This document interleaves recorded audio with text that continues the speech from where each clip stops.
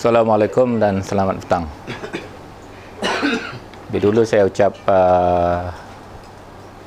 terima kasih kepada media yang telah bertukus lumus semasa pilihan raya, walaupun saya tak tampak jumpa semasa di Kelantan. Dan nampaknya media kena bertukus lumus lagi lepas pilihan raya. Jadi masing-masing nampaknya tak boleh berehat.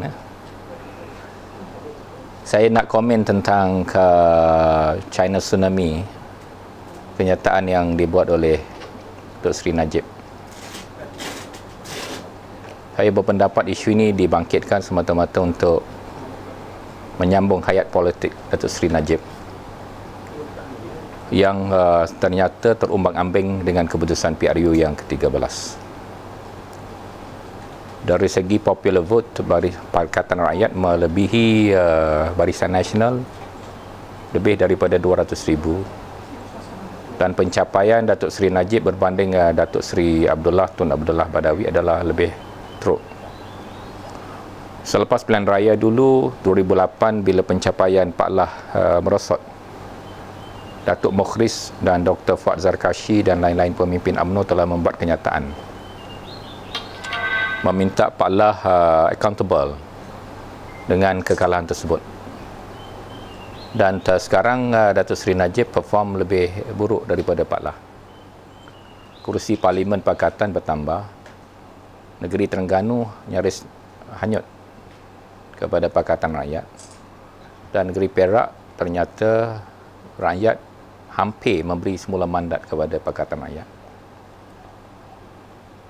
Kalau logik yang digunakan untuk menyingkirkan Pak Lah itu adalah logik yang terpakai, universal. Logik yang sama mesti digunakan ke atas Datuk Seri Najib. Morally, Datuk Seri Najib harus membuka jalan kepada Tan Sri Muhyiddin untuk menggantikan beliau sebagai Perdana Menteri.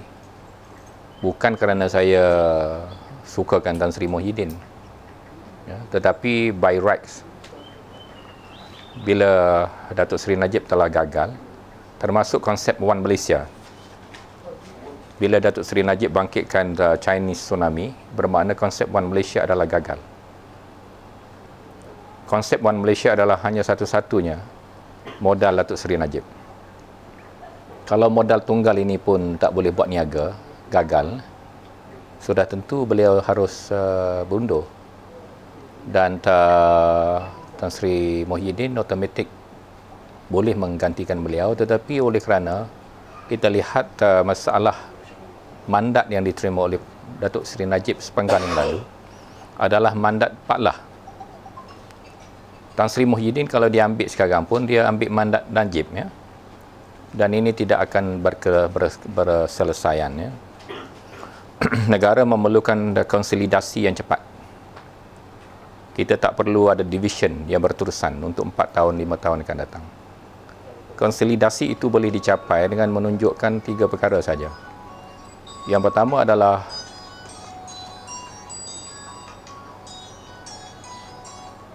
clean government, kerajaan yang bersih. Kalau utusan Malaysia tanya, apa lagi Cina nak?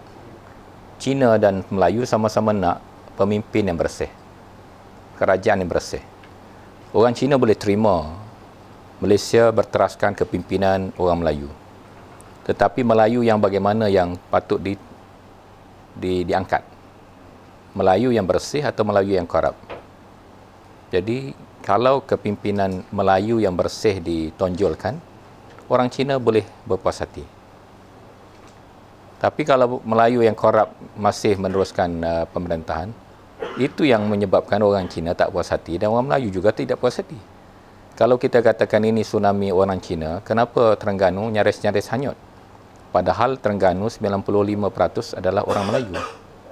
Jadi Datuk Seri Najib mungkin tersilap kira, bahawa orang Melayu juga telah menjauhkan diri daripada UMNO.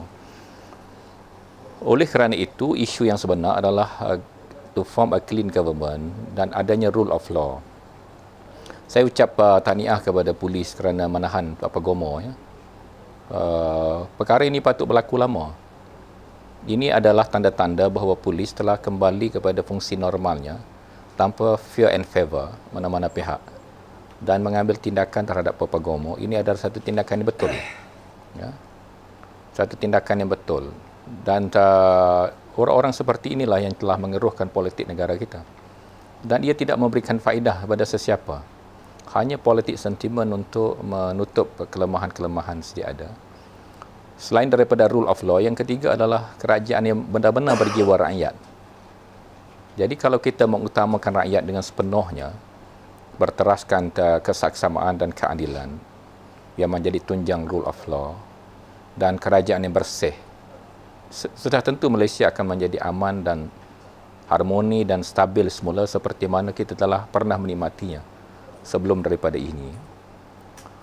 Jadi saya sekali lagi menyatakan pendirian dan menolak sepenuhnya politik perkauman anti-Cina yang dibawa oleh Datuk Seri Najib sekarang untuk agenda politik beliau, dan saya jangkakan mungkin akan ada cetusan-cetusan lain ke arah mengekalkan beliau sebagai Perdana Menteri. Dan ini adalah satu trend yang bahaya. Sebab itu saya rasa PAS dan rakan-rakan Pakatan Rakyat yang lain perlu mengepalai gerakan konsolidasi nasional. Konsolidasi nasional tidak terhad kepada parti-parti, ya, tetapi ialah lebih kepada parameter utama seperti yang telah saya sebutkan, kerajaan yang bersih, bebas daripada rasuah, mekanisme yang baru dan keadilan dengan kesesamaan kepada semua pihak termasuk media. Media kita tahu adalah berat sebelah bukan kerana mereka nak berat sebelah, tetapi mereka dipaksa oleh keadaan untuk berat sebelah. Dan ini tidak menyumbang kepada pembentukan masyarakat Malaysia yang progresif, yang dinamik, yang harmoni.